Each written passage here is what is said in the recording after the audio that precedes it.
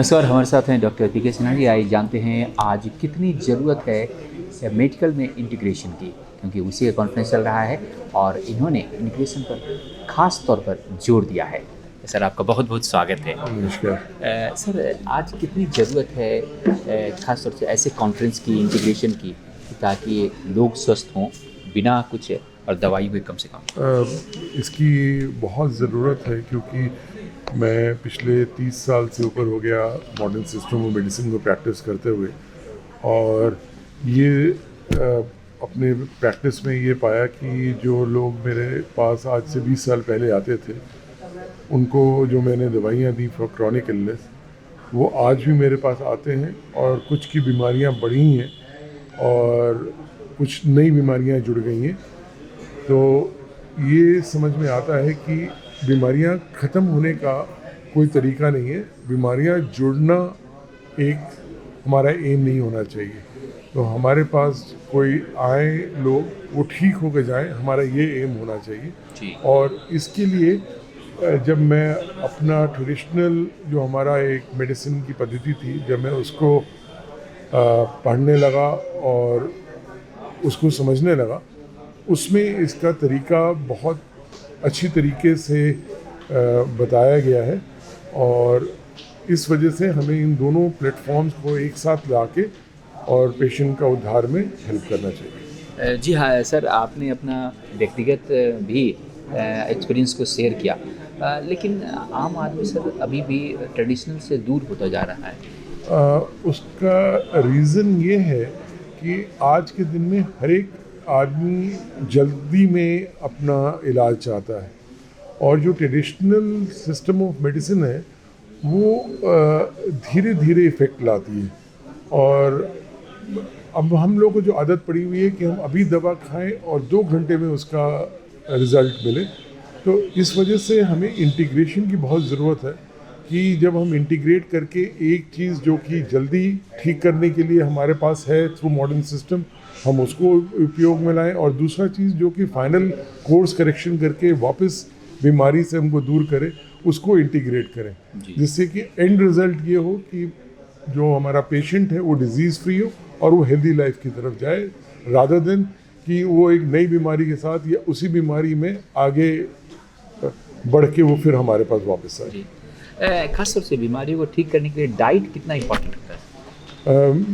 अब जब मैं अपना पुराना सारा अथर्ववेद और चरक और सुश्रुत जब से मैंने पढ़ा और भागवत पढ़ा, उसके बाद डाइट का रोल सबसे ऊपर आता है कि जब तक हम अपने डाइट को एक रेगुलर वे में समझ के और स्वच्छ और नेचर के पास रह के डाइट को नहीं खाएंगे, तो बीमारियों को हम अपनी तरफ आमंत्रित करेंगे।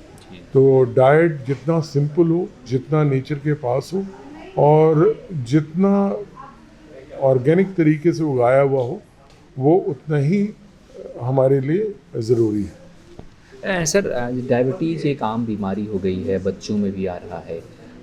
ऐसे उससे कैसे आप जो बता रहे हैं उसमें कि इंटीग्रेशन करके कैसे अपने आप को स्वस्थ रखेंगे? डायबिटीज़ का एक सबसे बड़ा कारण है कि हमें ये बताया जाता है कि हमें हर 2 घंटे पे खाना खाना है, जो कि बिल्कुल ही गलत है। मेरे हिसाब से हमें खाना उस समय खाना चाहिए जिस समय हमें भूख लगती है, और भूख भी 2 प्रकार से लगती है। एक हमारे मन को भूख लगती है और एक हमारे पेट को भूख लगती है।